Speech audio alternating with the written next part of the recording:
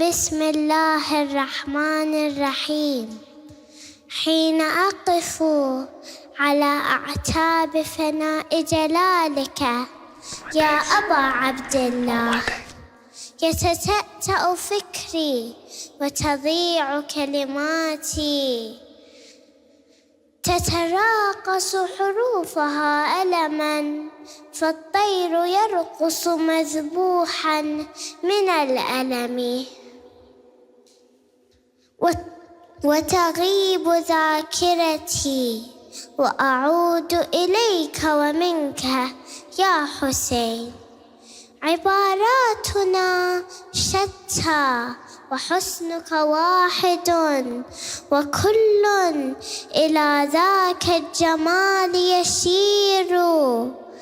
رطبوا شفاهكم بسلسال الصلاة على محمد وآل محمد.